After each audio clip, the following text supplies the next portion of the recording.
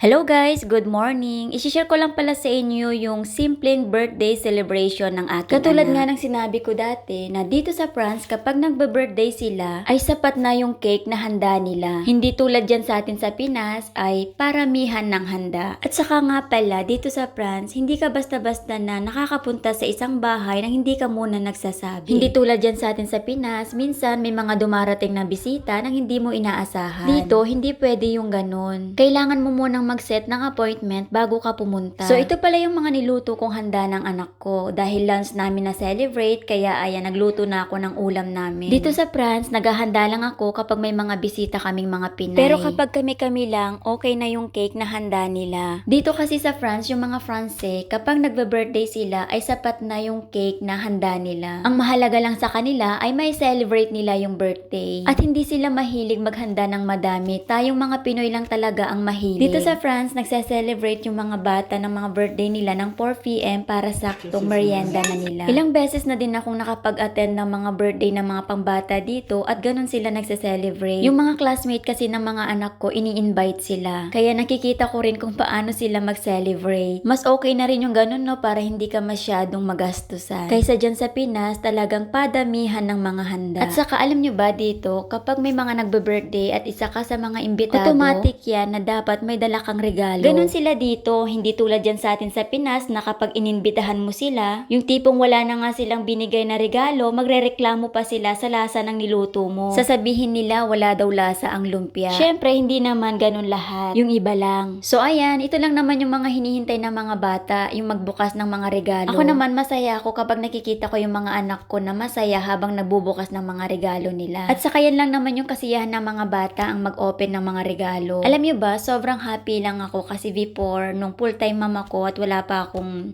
sariling income, hindi ako makabili ng regalo ng mga anak ko. Pero ngayon, nakakabili na rin ako ng regalo nila. Iba pa rin talaga kapag may sarili kang income kahit na full-time mom ka. Kaya sa mga katulad kong full-time mom na gusto rin kumita ng extra income, try nyo pong mag-register dito. Ilagay nyo lang yung full name at saka email address nyo para may padala ko sa inyo yung link. Panoorin nyo lang yung link na ibibigay ko sa inyo para magkaroon kayo ng idea kung paano kayo kikita online kahit nasa bahay lang kayo habang nag-aalaga sa inyong mga anak. Diyan lang din po ako nagsimula. Pinanood ko lang po yung link na binigay sa akin at inintindi ko ng mabuti. At ngayon, kahit na nandito ako sa bahay, ay kumikita po ako ng extra income. At saka hindi nyo na rin kailangan pang lumabas kasi kahit nasa bahay lang kayo, ay pwedeng-pwede nyo siyang gawin. Basta meron lang kayong laptop, cellphone, at internet connection. Kaya kung isa din kayo sa naghahanap ng pagkakakitaan online, try nyo din po itong tignan. Dito sa business ko online, hindi mo kailangan ng experience dito at hindi mo rin kailangan maging tech savvy.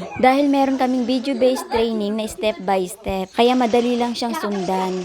Ganito yung matagal ko nang gusto, yung kahit nasa bahay lang ako, ay meron akong pinagkakakitaan. Kaya sobrang thankful talaga ako na natagpuan ko tong online business opportunity na to. Kaya tayo mga full-time mom, diskarte lang talaga yung mga kailangan natin para magkaroon din tayo ng sariling income. Mahirap din kasi yung umaasa na lang tayo sa mga asawa natin o kaya sa mga partner. Na kahit gaano man sila kabait, iba pa rin talaga kapag meron tayong sariling pinagkakakitaan. Dito sa work ko online, hindi mo kailangan ng experience dito at hindi mo rin kailangan maging tech savvy. Ang sarap lang sa pakiramdam, no, kapag nabibigay natin sa mga anak natin yung mga bagay na hindi natin nararanasan noon. Yung mga bagay na hindi natin magawa kasi hindi natin afford. Kaya tayo bilang magulang, ginagawa natin lahat para mabigyan sila ng maayos na buhay.